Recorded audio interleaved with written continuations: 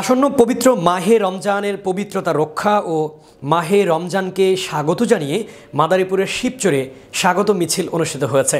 বুধবার সকাল 10টায় শিবচর কেন্দ্রীয় জামে মসজিদ প্রাঙ্গণে বাংলাদেশ ফরাইজি আন্দোলন শিবচর উপজেলা ও শিবচর ওলামা তলাবা ঐক্য পরিষদের যৌথ উদ্যোগে স্বাগত মিছিল ও সমাবেশ অনুষ্ঠিত হয়।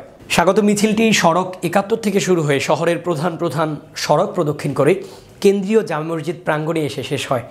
উক্ত সভায় সভাপতিত্ব করেন জনাব আলহাজ হজরত মাওলানা আকরাম হোসাইন সাহেব, বাংলাদেশ হেফাজতে ইসলাম মাদারীপুর জেলা সেক্রেটারি ও ওলামা তলাবা পরিষদ সভাপতি শিবচর। আরও উপস্থিত ছিলেন পীর সাহেব আবদুল্লাহ মোহাম্মদ হাসান সাহেবের ছোট ভাই পীরজাদা আলহাজ হাফেজ মাওলানা মহাসিন, কেন্দ্রীয় সদস্য বাংলাদেশ ফরাইজি আন্দোলন।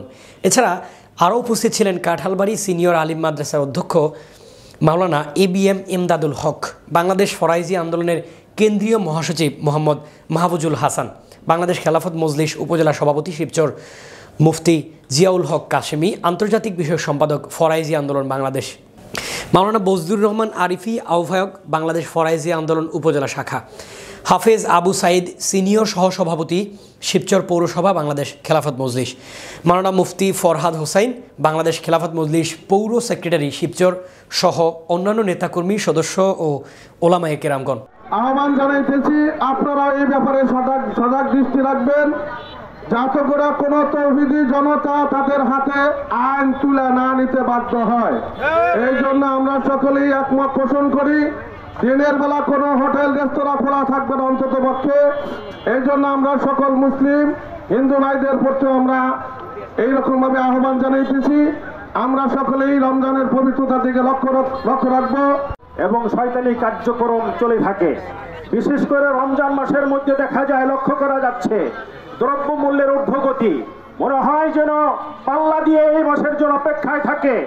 আমি আমার শিবচর বণিক সমিতির যারা আছেন তাদের কাছে আহ্বান রাখবো, আপনারা বাজারকে নিয়ন্ত্রণ করুন। আল্লাহ তাআলা আপনাদের কামাই রোজগারের মধ্যে বরকত দান করবেন।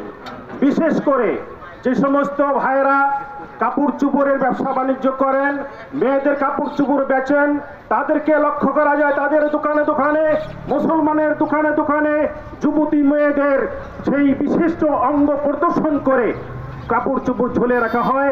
এটা অত্যন্ত ন্যাক্কারজনক। মহিলারা কোনো পণ্য সামগ্রীর অংশ হতে পারে না। এই জন্য আমরা এই সমস্ত জিনিস দিয়ে আমরা মুসলমানদের চোখের গুনাহ করব না এবং আমাদের ব্যবসা বাণিজ্যর বরকতকে নষ্ট করব না।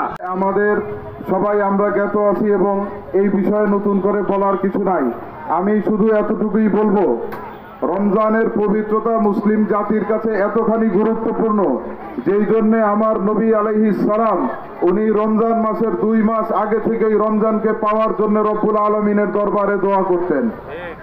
আমি আরো বলতে চাই, পবিত্র রমজান মাসে এই হাদী শরিয়াতুল্লাহর জন্মভূমি, তৌহিদি জনতার ভূমি এই শিবচরে রমজান পবিত্রতা রক্ষার্থে আলেম ওলামাদের দায়িত্ব অপরিসীম। এবং এই রমজান মাসে আমি ওলামাদের পক্ষ থেকে সবাইকে আহ্বান করব, শিবচরের সর্বস্তরের জনগণকে আহ্বান করব, রমজানের পবিত্রতা রক্ষা শুধুমাত্র আলেম ওলামাদের দায়িত্ব না, এটা সর্বস্তরের জনগণের দায়িত্ব। বেহায়াপনা দূর করার জন্য প্রশাসন যেইভাবে কাজ করবে আমরা তাদেরকে সার্বিক সহযোগিতা করার জন্য প্রস্তুত আছি। আপনারা আপনাদের পদক্ষেপ গ্রহণ করুন। দিনের বেলায় হোটেল রেস্তোরাঁ এবং খাবার দোকান যাতে বন্ধ থাকে এ ব্যাপারে আপনারা প্রত্যক্ষভাবে পদক্ষেপ নেন। এদেশের সমস্ত ওলামায়ে কেরাম আপনাদের সাথে থাকবে। শরফ ভাই শরিয়াতুল্লাহ রহমাতুল্লাহ আলাইহির সুযোগ্য উত্তরসূরিরা ফরাইজি কর্মীরা আপনাদের সাথে থাকবে। ওলামা তোলাবা ঐক্য পরিষদ আপনাদের সাথে থাকবে। আর ওই রেস্তোরাঁয় খালি রমজান দেখাইবো আর দোকানে মহিলাগো উলঙ্গ করিয়া কাপড় চোপড় ব্যস্ত, এইটা কিন্তু হবে না, এইটাও করতে দেওয়া যাবে না। আমাদের যার নিজ নিজ স্থান থেকে আমাদের এই রমজানের পবিত্রতা রক্ষা করতে হবে। যারা যেভাবে আছে তাদের সেইভাবেই এই রমজানের পবিত্রতা রক্ষা করা ফরজ। আর অনেকেই আমরা মনে করি, দেখেন আমি শিবচর অনেক দিন ধরে, আমি অতটুকু করে তৈরি পবিত্রতা হয়ে যাবে ইনশাআল্লাহ। তারা যেমনি করুক, তারা পবিত্রতা রক্ষা করার চেষ্টা করে, কিন্তু আমি দেখছি আমার সাথে আমার এই 50-60 বছরে যে মুসলমানরাই তার হোটেল খুললে বয়ে থাকে, হিন্দু ঠিকই হোটেল বন্ধ রাখে, সেটা যেখানেই রাখুক। আমি মুসলমান হিন্দু এই দেশে একসাথে আমরা বসবাস করি।